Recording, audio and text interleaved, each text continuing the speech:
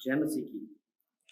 मसीह मंडली की ऑनलाइन मध्य साप्ताहिक सभा में आप सभी का स्वागत है। परमेश्वर का धन्यवाद हो और उसकी असीम शांति का जो उसने प्रभु यीशु मसीह के द्वारा हम सबों के लिए दी है। हमारे जीवन से भय शांति को चुरा सकता है। अपरिचितताएं, अनियमितताएं और अनिश्चितताएं हमारे जीवन से परमेश्वर की शांति को अलग कर सकता है। परंतु हम एक बात का विश्वास रखें कि परमेश्वर अनियमितताओं में, अनिश्चितताओं में और अपरिचितताओं में भी भय को डांट रहा है। वो जाग रहा है और अभी भी हमसे ये चाहता है कि हम परमेश्वर में विश्वास रखें और उसकी ना डरने की आज्ञा में सदैव बने रहें। आइए आज की इस संध्याकालीन सभा में हम सब लोग मिलकर के परमेश्वर की आराधना करते हुए अपनी कलीसिया के प्रत्येक परिवार के लिए, अपने परिवार के लोगों के लिए, मित्रों के लिए, संबंधियों के लिए एक परमेश्वर की शांति की सुरक्षा की दीवार को ले आएं। चाहे परिस्थिति कैसी भी क्यों ना हो, परमेश्वर का वचन फिलिपियों उसका 4 अध्याय 7 वचन में इस प्रकार से कहता है, इस सूरत में खुदा का इत्मीनान जो समझ से बिल्कुल बाहर है, वो तुम्हारे दिलों और ख्यालों को मसीह यीशु में महफूज रखेगा। आइए हम एक छोटी सी प्रार्थना करेंगे और इस सभा का आरंभ करेंगे। पिता परमेश्वर, हम आपका धन्यवाद करते हैं आज की इस संध्याकालीन सभा के लिए। पिता परमेश्वर, हम सब लोग अलग अलग स्थानों पर पाए जाते हैं। हम धन्यवाद करते हैं क्योंकि पिता परमेश्वर आपका वचन यशाया उसका 53वां अध्याय उसका 5वां पद इस प्रकार से कहता है, हमारी ही शांति के लिए उस पर ताड़ना पड़ी। परमेश्वर पिता, हम धन्यवाद करते हैं क्योंकि यदि हम समाचारों को देखते हैं तो प्रभु हमारा मन भयभीत होने लगता है। हम सोचते हैं कि हमारी दुनिया के आसपास अब पहले जैसी बात नहीं है।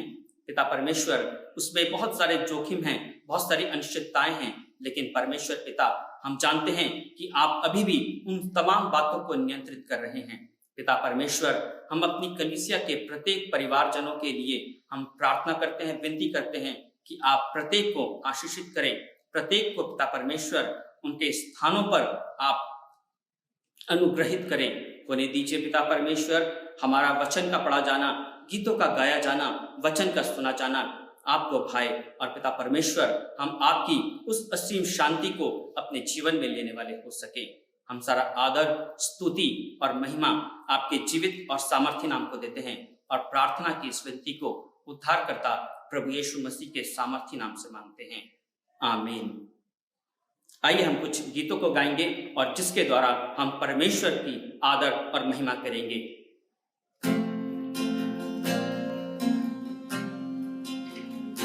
शून्य से लेके तूने मुझे रच लिया अपने ही रूप में, प्रेम किया है अनंत प्रेम से, दिया पुत्र मेरी मुक्ति के लिए। अनोखा प्यार है तेरा, करूंगा स्तुति तेरी मैं सर्वदा। अनोखा प्यार है तेरा, करूंगा स्तुति तेरी मैं सर्वदा। जग में आया यीशु स्वर्ग छोड़कर, मेरा सारा दर्द सह लिया उसने। तोड़े खा के क्रूस उठा के यीशु ने मुझे मुक्ति और चंगाई दे दी है। अनोखा प्यार है तेरा, करूंगा स्तुति तेरी मैं सर्वदा। अनोखा प्यार है तेरा, करूंगा स्तुति तेरी मैं सर्वदा। अन्य वस्त्र और सभी आशीषें दी मुझे उसने भरपूरी से। खतरों और सब मुसीबतों से आपकी पुतली जैसे संभाला मुझे। अनोखा प्यार है तेरा,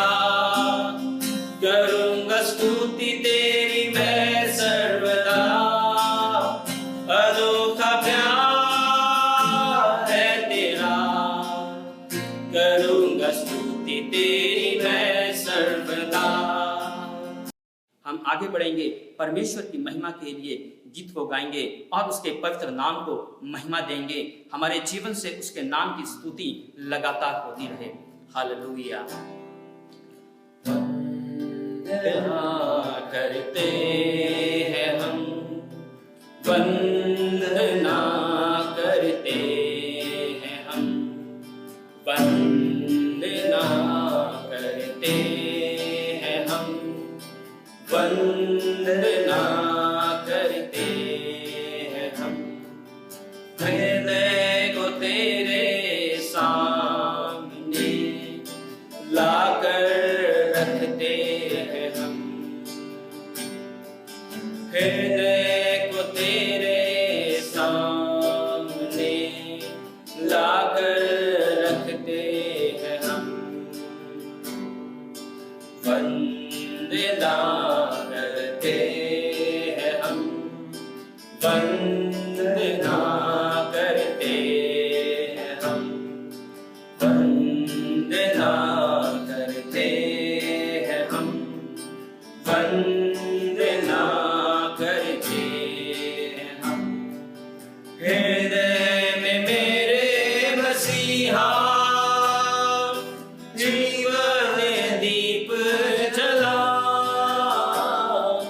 हृदय में मेरे मसीहा जीवन दीप जला। हृदय के पापों को धोकर प्रेम की राह दिखा, हृदय के पापों को धोकर प्रेम की राह दिखा। वंदना करते हैं हम, वंदना करते हैं हम, वंदना करते हैं हम, वंदना करते हैं हम। मैं हूँ निर्बल मानव, पापों के सागर में खोया। मैं हूँ निर्बल मानव, पापों के सागर में खोया। अब तुम संभालो यीशु जी, भव सागर में हूँ खोया। अब तुम संभालो यीशु जी, भव सागर में हूँ खोया। वंदना करते हैं हम, वंदना करते हैं हम, वंदना करते हैं हम, वंदना करते हैं हम। शक्ति दे दो मुझको, मेरा नहीं कोई मीत। शक्ति दे दो मुझको, मेरा नहीं कोई मीत। जीवन को मेरे ले लो, गाऊं मैं तेरे गीत। जीवन को मेरे ले लो, गाऊं मैं तेरे गीत। वंदना करते हैं हम, वंदना करते हैं हम, वंदना करते हैं हम, वंदना करते हैं हम। हालेलुया। प्रभु यीशु मसीह जो हमारी जीवित आशा है, और वो सिर्फ हमारी जीवित आशा नहीं बल्कि वो हमारी सच्ची आशा है। आइए हम अपने स्थानों पर जहाँ कहीं पर भी हम मौजूद हैं, परमेश्वर हमें इस वक्त अपनी आशीषें दे रहा है। परमेश्वर का वो छिदा हुआ हाथ अपने लोगों के ऊपर है। जब भजन संहिता 91 में कहता है कि मैं तेरे पंखों के नीचे आड़ लिए रहूंगा, तो क्यों ना उस पंखों को हम एक बड़े रूप में देखें और उसमें आज की शाम में, आज की संध्या में हम आड़ ले लें, क्योंकि वही हमारा परमेश्वर है। आइए इन दिनों में जब हम व्यक्तिगत रूप से आपस में एक दूसरे के साथ में नहीं मिल पा रहे हैं, हम अपने स्थानों पर परमेश्वर के साथ अपने संबंध को, अपने रिश्ते को और मजबूत कर लें, उसके साथ अपनी संगति को और मजबूत कर लें। आइए हम एक और गीत के द्वारा परमेश्वर की महिमा करें कि वो हमें अपने वचन के द्वारा तरबतर कर दे, अपने वचन के द्वारा हमारे जीवन को आशीषित कर दे। वंदे प्रभु, वंदे मसीह, वंदे प्रभु,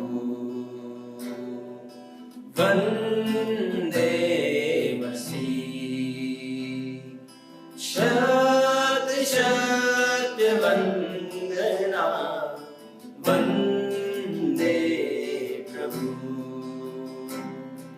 शत शत वंदना, वंदे प्रभु।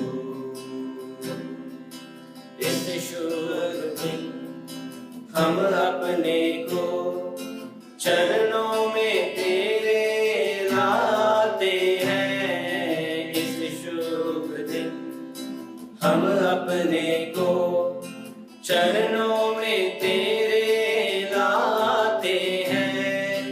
इस शुभ घड़ी दोहराते हैं तेरे ही मधुर वचनों को। इस शुभ घड़ी दोहराते हैं तेरे ही मधुर वचनों को। वंदे प्रभु, वंदे मसीह, वंदे प्रभु, वंदे मसीह। शत शत वंदना, वंदे प्रभु।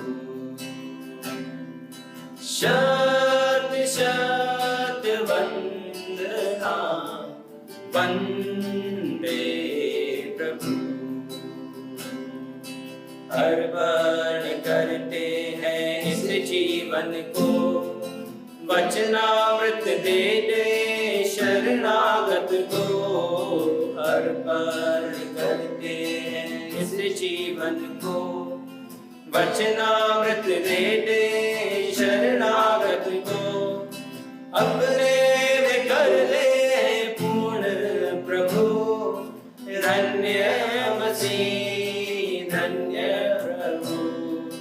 अपने में कर ले पूर्ण प्रभु, धन्य मसीह, धन्य प्रभु। वंदे प्रभु, वंदे मसीह, वंदे प्रभु, वंदे मसीह। शत शत वंदना, वंदे प्रभु। शत शत वंदना, वंदे प्रभु।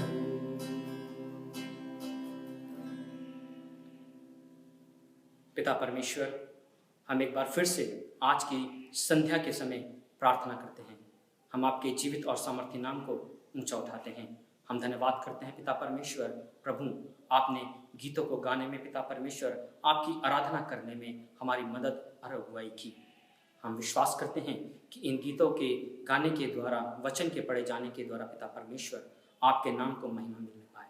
अब आगे पिता परमेश्वर जब हम वचन को सुनने जा रहे हैं पिता परमेश्वर, होने दीजिए प्रभु यीशु कि आपका पवित्र आत्मा आपके वचनों को पिता परमेश्वर हर एक जन के हृदय तक पहुंचाने वाला हो सके।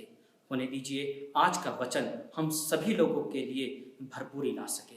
होने दीजिए आज का वचन हमारे जीवनों में अपनी जगह बना सके और उसको शैतान किसी भी तरह से निकाल सके। पिता परमेश्वर, हम सारी बातों के लिए आपका धन्यवाद करते हैं, आगे के लिए भी प्रार्थना करते हैं। पिता परमेश्वर, सारी बातों को आपके हाथों में सौंपते हुए इस प्रार्थना की विनती को उद्धारकर्ता प्रभु यीशु मसीह के जीवित और सामर्थ्य नाम से मांगते हैं, आमीन। आइए अब ये समय होगा कि हम परमेश्वर के वचन को सुने। आइए हम अपने आप को गंभीरता से तैयार करें, अपने हृदयों को तैयार करें, ताकि परमेश्वर का वचन हमसे बोले और बातचीत कर सके। परमेश्वर को धन्यवाद देते हुए थोड़े समय के लिए हम परमेश्वर की उन अनुग्रह और दया और करुणा को स्मरण करते हुए उससे हम धन्यवाद देना चाहेंगे। प्रिय भाई बहन, ये विषम परिस्थिति जिसके मध्य हम हैं और जिसके अंतर्गत हम अपना जीवन बसर कर रहे हैं, परमेश्वर अपने लोगों के ऊपर अपनी कृपा दृष्टि हमेशा और सदैव बना करके रखता है। यह उसकी अनुग्रह और कृपा है। जैसे हम परमेश्वर के वचन को स्मरण करके कह सकते हैं कि हम मिट नहीं गए, ये परमेश्वर की महान करुणा और दया है। हम जानते हैं प्रियो, वर्तमान स्थिति में किस प्रकार से एक ऐसी लहर है जिससे हम देखते हैं कि संपूर्ण धरा, संपूर्ण मानव आज एक डर और भय के आतंक में है। परंतु कभी कभी हम परमेश्वर की उन बातों को स्मरण करके, जब बाइबल के इतिहास में, मनुष्य के इतिहास में जो सृष्टि के आरंभ से आज तक होता चला आया है, वे तमाम घटित घटनाक्रम जब हम देखते हैं, तब हम जो है इस बात को सोचने में विवश होते हैं कि क्या इसमें परमेश्वर की क्या मर्जी है। हम इस बात को भी जानते हैं प्रियो कि हर एक घटित वे बातें जो आरंभ से होती हुई चली आ रही हैं, हर एक उन बातों में परमेश्वर की कोई ना कोई उपाय और योजना है। इस बात को परमेश्वर का वचन बहुत ही बड़ी ठोसता के साथ प्रमाणित करता है। कभी कभी हम सोचते हैं कि क्या परमेश्वर तो ऐसी विकट परिस्थितियां मनुष्य के सामने में जो लाता है। हम इस बात को भी जानते हैं परमेश्वर जो इस सृष्टि का करता है। वचन कहता है कि उसने आकाश और पृथ्वी और वे तमाम बातें जो इस पर दिखती हैं, तमाम वे बातें जो मनुष्य के दृष्टिगोचर होती, परमेश्वर उन बातों को हमारे सामने रखता है और हम देख सकते हैं कि परमेश्वर किस प्रकार से अपनी महिमा को उनके द्वारा प्रकट करता है। दाऊद यहां तक कहता है, आकाश मंडल परमेश्वर यहोवा की स्तुति करते हैं। हम जानते हैं प्रियो कि तमाम पृथ्वी और जितनी भी नैसर्गिक बातें हैं, जब हम उनको गौर से देखते हैं, जब हम उन पर जो है अपना ध्यान लगाते हैं, तब हमें यह कहने को मिलता है, हे परमेश्वर तू धन्य है, तू महान है। आज हम देखते हैं कि यह सृष्टि जो है एक पीड़ा से गुजर रही है। तमाम सृष्टि जो है वो कराह रही है और इस कराहने में, इस दर्द में, इस पीड़ा में हम देखते हैं वो उन बातों से उभरना मांगती है जहां पर उसे कुछ आराम और चैन मिल जाए। परमेश्वर का वचन बड़ा ही स्पष्ट रीति से मुझको और आपको बताती है कि मनुष्य की अनभिज्ञता के कारण, मनुष्य की अनाज्ञाकारिता के कारण एवं मनुष्य के अहंकार के कारण ये पृथ्वी जो है, जिस पर तमाम विनाश और तमाम वे बातें होती हैं जिसकी हम कभी कल्पना या परिकल्पना नहीं कर सकते हैं। होशे की किताब में लिखने वाला लिखता है कि मेरे ज्ञान के बिना मेरी प्रजा नष्ट हो जाती है। धन्य है वो परमेश्वर जो धैर्य रखता है। धन्य है वो परमेश्वर हर एक उन बातों के बाद भी वो हमसे प्रेम रखता है। वो विलंब से कोप करने वाला परमेश्वर है। अति दयालु करुणामय परमेश्वर है।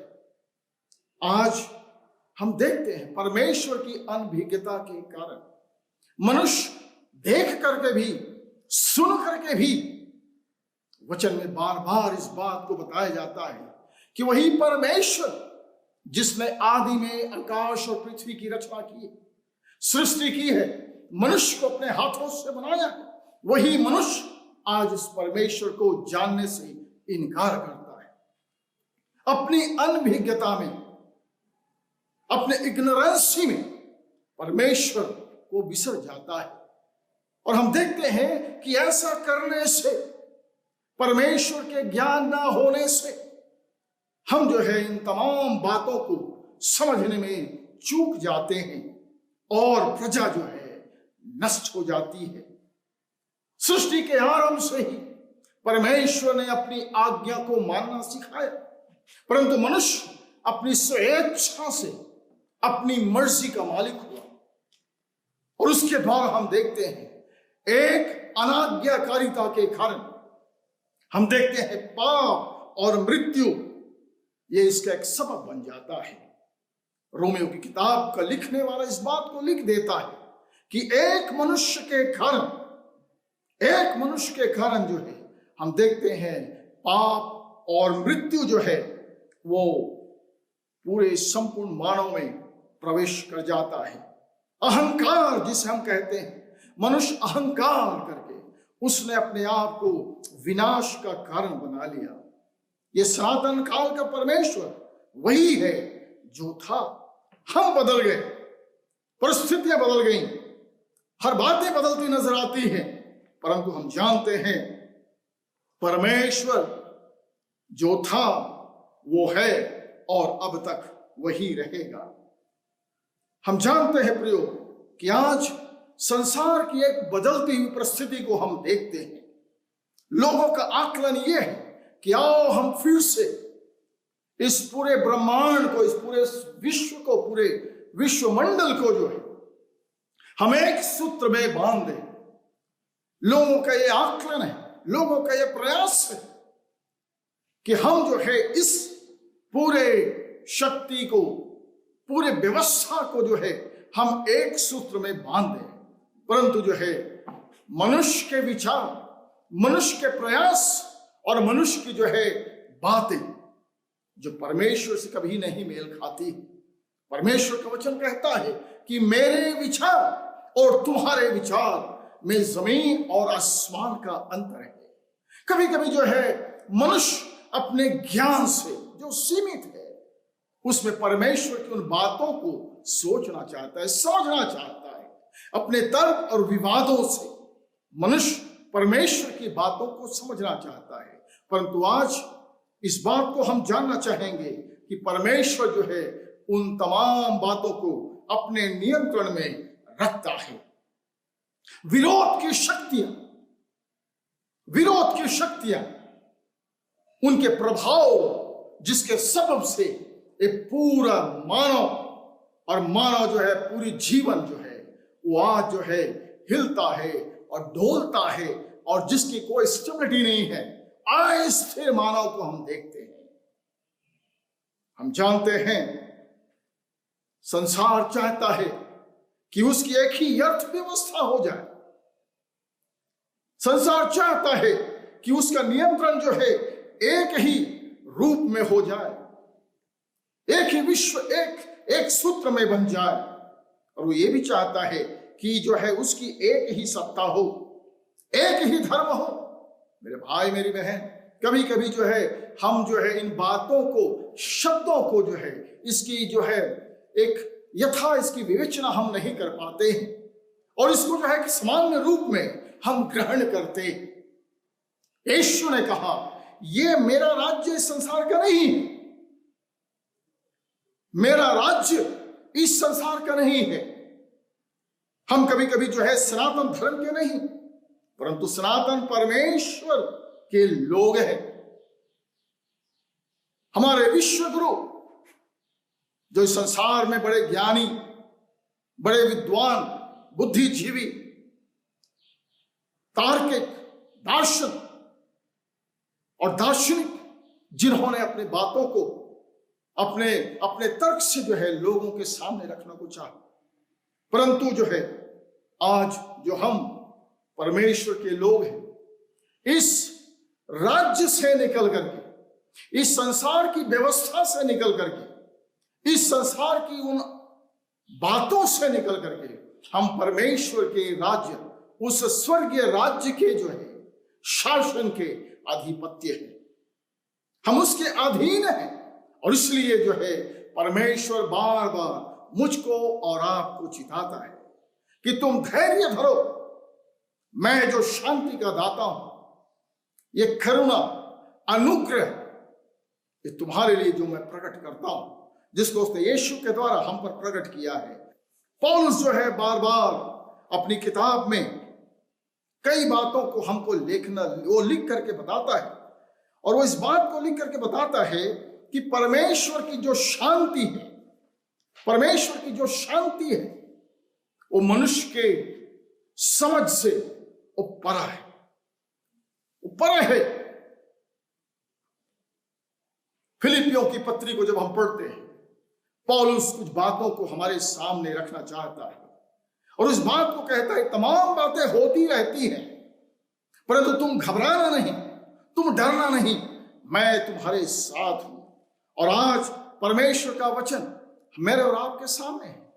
पौलुस यद्यपि कैद में है, अपनी पीड़ा में है, अपने बंधन में है, परंतु बंधुआई में भी परमेश्वर की आत्मा की स्वतंत्रता से वो लोगों को उत्साहित करना चाहता है। और लिखता है फिलिपियों के 4 अध्याय में जब हम पढ़ते हैं, वह लिखा है, प्रभु में सदैव आनंदित रहो।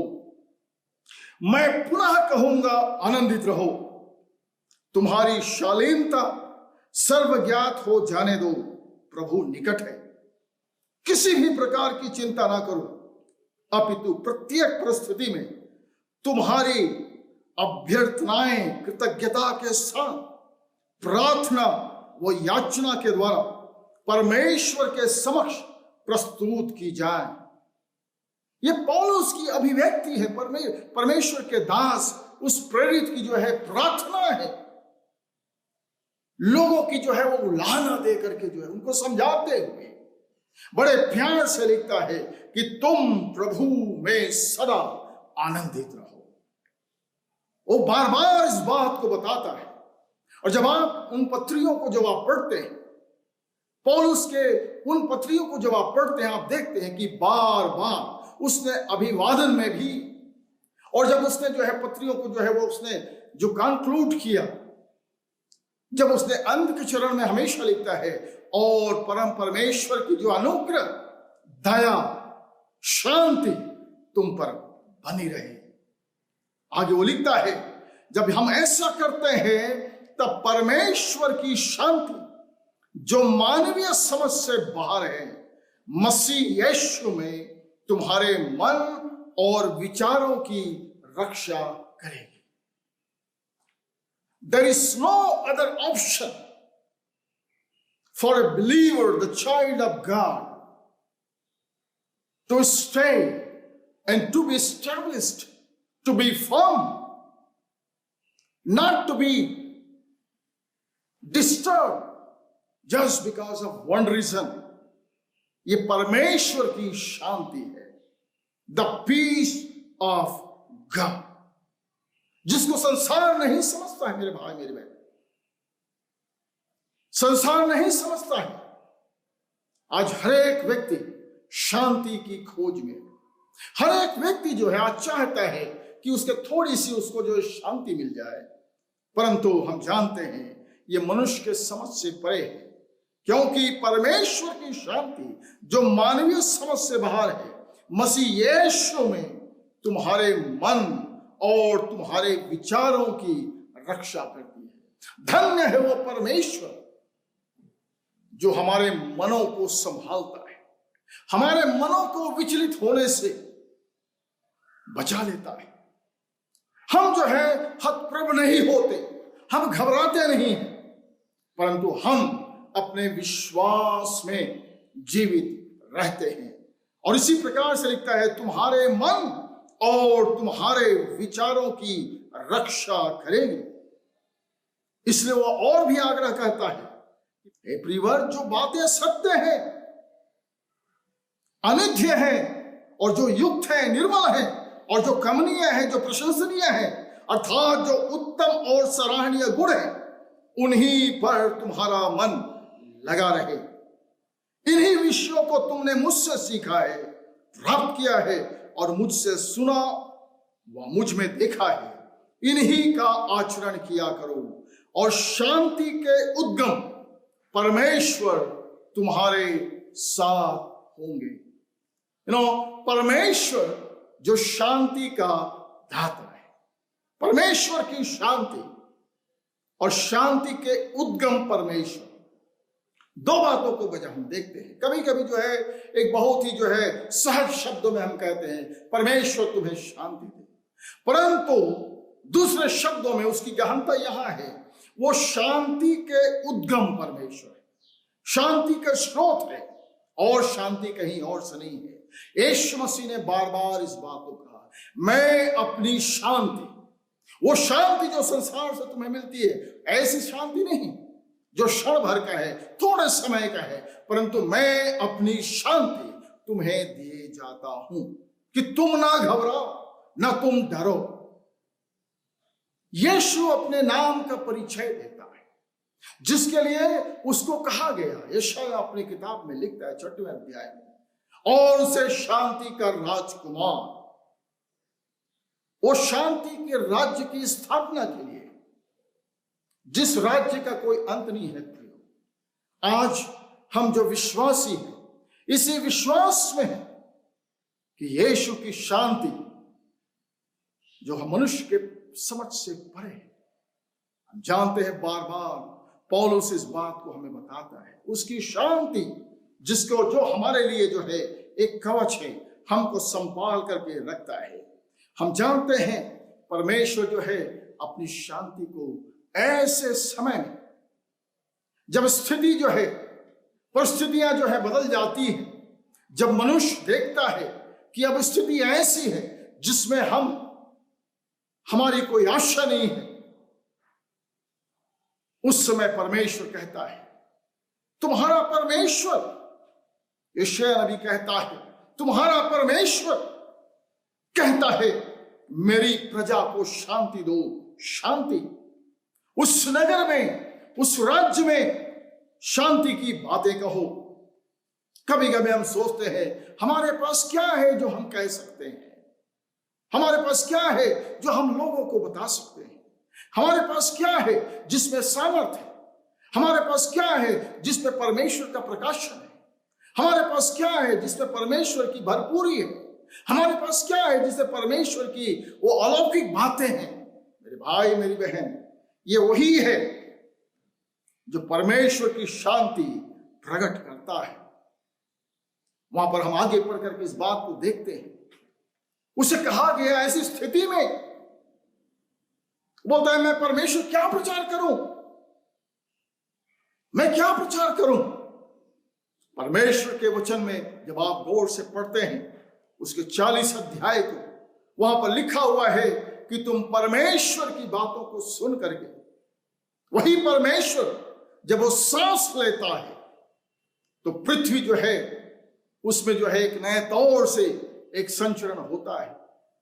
उसी के सांस के द्वारा पृथ्वी सूख जाती है। ऐसा महान परमेश्वर आज मुझको और आपको कहता है, शांति की बातें कहो, शांति की बातें कहो। ये शांति की बातें जब हम कहते हैं उसमें परमेश्वर की महिमा उनके लोगों के द्वारा प्रकट होती है। लिखा हुआ है, तब यहोवा का तेज प्रकट होगा और सब प्राणी उसको एक संग देखेंगे, क्योंकि यहोवा ने आप ही ऐसा कहा है।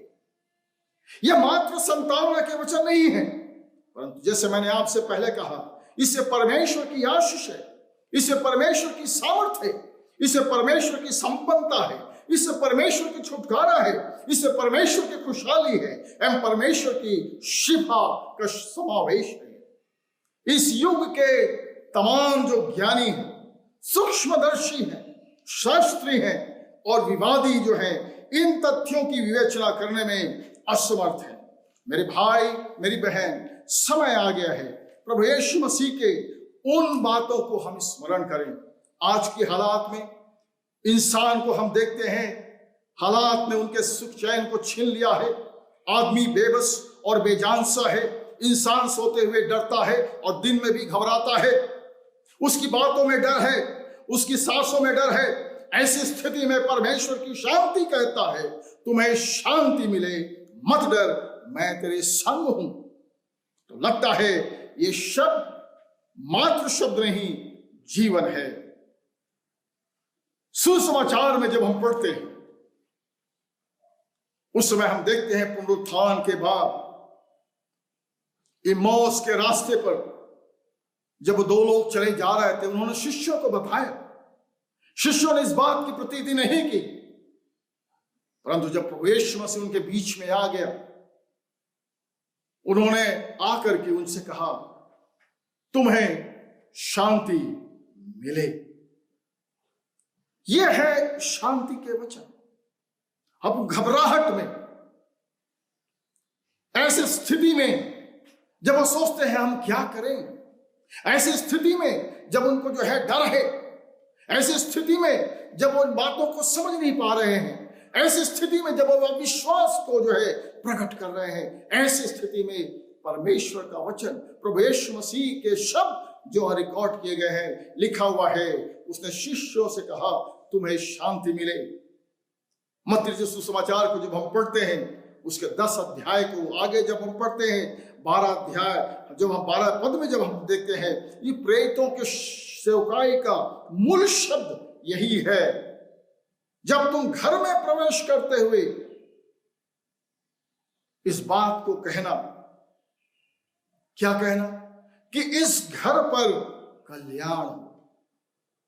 लूका 10 और उसके 5 में ये तमाम जो है आज के समय के लिए, इससे पहले प्रभु यीशु मसीह का आगमन हो, उस राज्य का प्रचार किया जाए। परमेश्वर अपने तरीके से मुझको और आपको अवसर देता है कि हम उसकी बातों को, तमाम उन बातों को जो प्रभु यीशु मसीह ने मुझसे और आपसे कहा है, हम कैसे प्रकट कर सकते हैं। मेरे प्रियो, आज अवसर को बहुमूल्य समझते हुए मुझको और आपको जो है उन घरों में घुसना है। घरों में घुसने का मतलब क्या है? जिस घर में तुम प्रवेश करो, आज बहुत से हमारे लिए जो है द्वार खुले हुए दिखाई देते हैं। बेशक कई एक विपत्तियां हैं, कई एक अड़चने हैं, कई एक रुकावट है, कई एक तकलीफ है, मुश्किल है, परंतु उसके बाद भी पौलुस कहता है कि द्वार मेरे लिए बहुत से खुले हुए दिखाई देते हैं। और इस बात को भी मैं जानता हूं कि जो है मेरे सामने कठिनाइयां बहुत हैं। क्या कलीसिया उन कठिनाइयों को देखे या उन अवसरों को देखे जिसमें आज उसके कार्य पूरा होना चाहता है। प्रभु यीशु मसीह ने अपनी कलीसिया को एंट्रस्ट किया है, उस पर अपने विश्वास को प्रकट किया है। इसीलिए पौलुस रसूल, प्रेरित पौलुस जो है कलीसियाओं को समझाता है। और यीशु मसीह ने उस समय भी जब उन 70 शिष्यों को, प्रेरितों को भेजा, ये एक कमीशन के रूप में उनको एक आज्ञा दी गई और उसके साथ साथ उनको एक मिशन काम भी दिया गया। और वहां पर भी प्रभु यीशु मसीह कहता है कि जिस घर में तुम जाओ, जिस घर में तुम प्रवेश करो, वहां कहो कि इस घर का कल्याण हो। मेरे भाई और मेरी बहन, तमाम विश्वासी भाई बहनों, आज हमारे सामने जो है एक चुनौती है, एक ऐसी चुनौती मेरे भाई और मेरी बहन जो शायद संसार ने कभी देखा नहीं है। परमेश्वर मुझको और आपको एक नए तौर से अपने महिमा के लिए इस्तेमाल करना चाहता है। और हम जानते हैं, जब हम इस बात को समझते हैं तब हम जो है अपनी आशा जो हमारे लिए है, हम उसको पूरा करने में सक्षम हो जाते हैं। हम जानते हैं इस समय है, हमने उस शांति के दाता प्रभु यीशु मसीह को देखा और जाना है। परमेश्वर की शांति को हमने समझ रखा है, उसके उद्गम को हम जानते हैं, और फिर भी हम जो है खामोश। इस समय परमेश्वर ने अवसर मुझको रात को दिया है, ना जाने कल ये अवसर मुझको मिले और ना मिले, परंतु परमेश्वर कहता है, परमेश्वर का वचन कहता है, और जब ये राज्य का सुसमाचार सब जातियों में, सब लोगों में ये जब सुना दिया जाएगा, तब अंत आ जाएगा। क्या हम उस दिन तक के लिए सिर्फ खामोश बैठे रहें? ऐसा नहीं है, परंतु परमेश्वर हमेशा हमेशा मुझको और आपको बताना चाहता है। उसके अभिप्राय वो अपने लोगों पर प्रकट करता है। हो सकता है बहुत से ज्ञान है जिसमें हम उलझ गए, हो सकता है बहुत से विवाद है जिसमें हम उलझ गए, हो सकता है बहुत से तर्क हैं जिसमें हम उलझ गए, बहुत से ऐसी बातें हैं जिसमें हम उलझ गए, परंतु आज उन तमाम बातों के बीच में परमेश्वर का वचन कहता है कि तुम ऐसी परिस्थिति में भी, जब तुम बेचैन हो, घबराहट है, ऐसी स्थिति में भी जब तुमको समझ में नहीं आता तुम्हें क्या करना है, उस समय उस शांति के परमेश्वर और शांति के स्रोत को स्मरण करो जो तुम्हारे मन को संभालता है और तुम्हें अपनी महिमा के लिए तुमको वो इस्तेमाल करता है। कलीसिया के लिए आज एक बहुत बड़ी चुनौती है। मेरे भाई, मेरी बहन, आइए हम अपने आप को तैयार करें, परमेश्वर के सामने को अपने आप को नम्र और दीन करें। हो सकता है मेरे और आपके लिए एक ऐसा समय है जब हम अपने आप को व्यवस्थित रूप से, अपने आप को जो है, अपने परिवार को, अपने लोगों को, अपने समाज को, अपनी बातों को हम जो है ठीक से यथास्थिति जो परमेश्वर चाहता है, यही तो हुआ था। यशायाह की किताब को जब मैंने आपको बोल बताया, हिजकिय्याह जब ठीक हो गया था, उसे कहा गया कि तू अपने घराने को, अपने घर को ठीक करना, इसलिए मेरी जो है बातों के कारण ये अवसर तुम्हें दिया जाता है। परमेश्वर जो है मुझको और आपको अपनी करुणा और अपनी दया के कारण बार बार ये अवसर देता है। उसके क्रोध में भी, उसकी जलजलाहट में भी और उसके जो है क्रोधाग्नि में परमेश्वर का प्रेम छिपा हुआ है। वो नहीं चाहता कि कोई नाश हो, परंतु हरेक को मन फिराने का अवसर मिल जाए। हो सकता है ये समय प्रभु का आना निकट है और प्रभु चाहता है कि हम उसके राज्य की हम खोज करते हुए प्रभु के सामने उसके राज्य के लिए अपने आप को हम तैयार करें। प्रभु आप सबों को आशीष दे। आमीन। प्रियो, आज पूरा देश और आज पूरा विश्व एक विषम परिस्थिति से होकर गुजर रहा है, जहां पर चारों ओर डर और भय और मौत का वातावरण है। किसी को यह नहीं मालूम कि अगले पल, अगले दिन क्या किसी के साथ में होगा, परंतु परमेश्वर का धन्यवाद हो कि ऐसे विषम परिस्थिति में भी हमारा परमेश्वर अपने लोगों के साथ रहने वाला परमेश्वर है। ऐसे विषम परिस्थिति में भी हमारा परमेश्वर अपने लोगों को संभालने वाला परमेश्वर है। ऐसी विषम परिस्थिति में भी हमारा परमेश्वर अपने लोगों की रक्षा करने वाला परमेश्वर है। प्रिय, ऐसे विषम परिस्थिति में भी हमारा परमेश्वर अपने लोगों को अपनी शांति और अपने आनंद के जय के उत्सव में लेकर चलने वाला परमेश्वर है। परमेश्वर का धन्यवाद हो प्रियो। इसीलिए जैसे आज हमने परमेश्वर के वचन में प्रभु के दास के द्वारा हमने सीखा प्रियो कि हमारा परमेश्वर अपने लोगों को अपनी शांति देकर उनको स्थिर रखने वाला परमेश्वर है। प्रभु के नाम की स्तुति और तारीफ। और मैं आज विश्वास करता हूं कि आज की आराधना के द्वारा, आज के पवित्र वचन के द्वारा आप सबों को आशीष और परमेश्वर की अगम्य शांति का अनुभव हुआ होगा। और आज मैं आपसे एक बार फिर से अनुरोध करना चाहता हूं कि आप सब जितने लोग मेरी सुन रहे हैं और आज की आराधना को जो आप लोगों ने सुना है, आने वाले इतवार की पवित्र आराधना को भी जो ऑनलाइन में आपके लिए प्रस्तुत किया जाता है, आप उसको देखना न भूलिएगा। मैं विश्वास करता हूं कि अभी तक हमारे इस ऑनलाइन आराधना और वचन को बांटे जाने के द्वारा आप सबों को परमेश्वर आशीष दे रहा है और आने वाले हफ्ते में भी परमेश्वर आप सबों को आशीष जरूर देंगे। आइए हम अपने स्वरों को झुकाएं और हम प्रभु से प्रार्थना करें। हमारे जीवित महान सर्वशक्तिमान अगम्य सनातन सृष्टिकर्ता परमेश्वर, प्रभु जी हम आपको धन्यवाद करते हैं क्योंकि आप शांति के राजकुमार हैं। प्रभु हम आपको धन्यवाद करते हैं कि ऐसे विषम परिस्थिति में भी प्रभु अपने लोगों को आप संभालने वाले परमेश्वर हैं।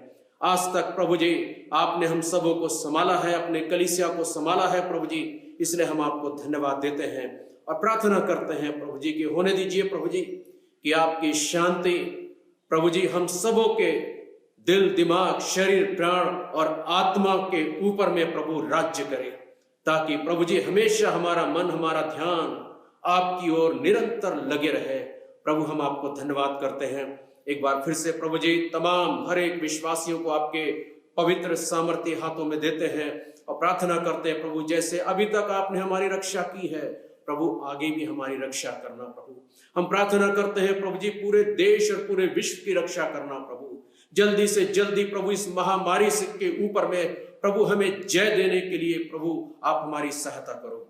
हम प्रार्थना करते हैं प्रभु कि आपकी अनुग्रह प्रभु जी तमाम उन लोगों के ऊपर में प्रभु जी जो हमारे देश के अधिकारी हैं, जो प्रभु जी स्वास्थ्य सेवक है प्रभु जी, सब पर बने रहे।